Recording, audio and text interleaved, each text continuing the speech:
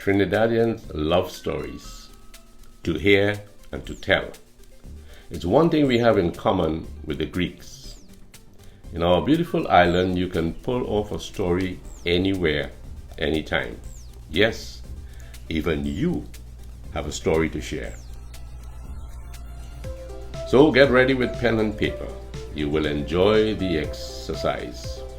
The following was developed from a conversation with a neighbor. It's entitled, "Excuse me, are you a doctor?" Charlie's wrist pained like mad.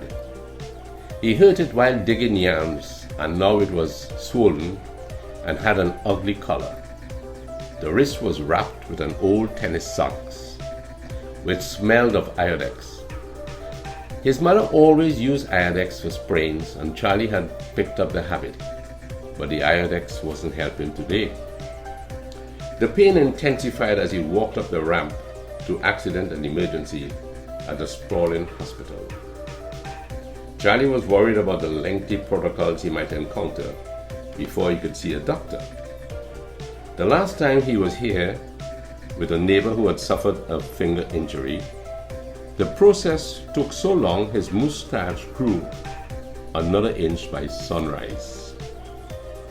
Charlie surveyed the overcrowded lobby and the frozen lineup to the clerical counter.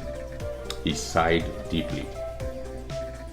Charlie spotted a neatly attired man walking along the corridor. Charlie braced himself as the gap closed between them. The man wore no stethoscope around his neck, as doctors fashionably did in this place, but Charlie felt sure he could help. The man wore a solid blue shirt, matching tie, and a strange tie-pin, black pants and shining black shoes. His gold-rimmed spectacles and gold ring on the left hand did not appeal to Charlie. The man's right hand clutched a clipboard with several white sheets. The man seemed preoccupied in thought. He spoke to no one, and no one spoke to him, not even the white-coated personnel who hurried by singly or in pairs. At the moment, he could have been an alien sent to Earth.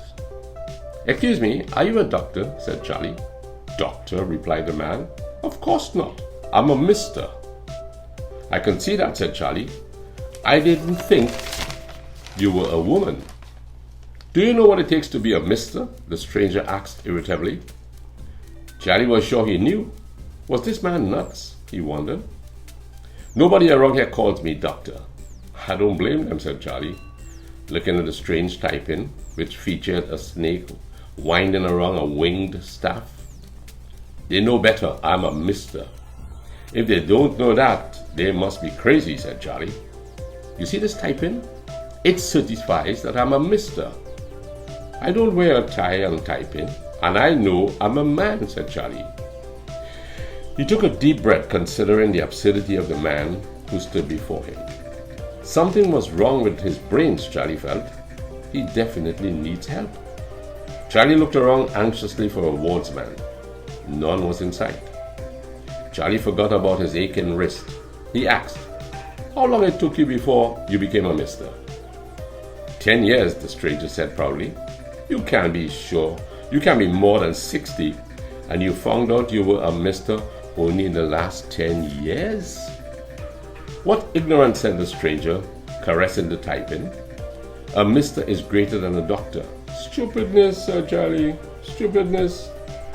I know female doctors who are better than many misters who call themselves doctors." The stranger stoops and moved on. Charlie shouted after him, "Mister, I just wasted good energy on you. I hope you clarify your gender soon." The stranger turned, smiled, and said, "At last you understand. You call me mister, and so I am. Thank you, sir." He bowed mockingly, adding, "And by the way, this tie-pin represents a symbol of medicine and not a cult." Charlie looked on curiously as the man opened the door with the nameplate, "Mr. U. Underwood, Consultant Surgeon." Charlie couldn't discern the 4 letters behind the name. Charlie's wrist hurt unbearably. He sat in the waiting room hoping that they would soon call his name. There was no entertainment available. The TV screen was blank, the drinks machine out of order.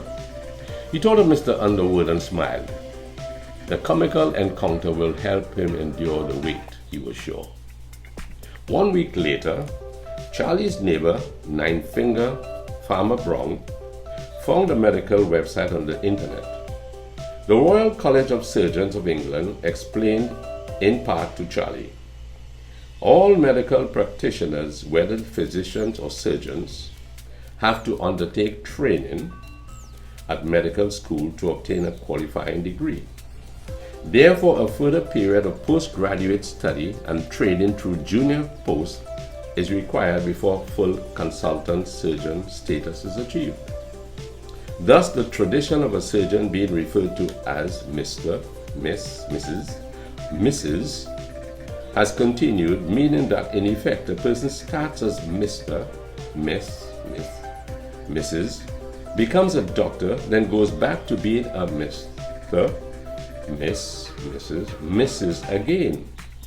The Royal College emphasized all surgeons must first qualify as doctors, so that they will have a basic medical degree which includes the principles of medicine and surgery. Farmer Brown whistled and stared at his friend, who simply said, "Just call me Charlie."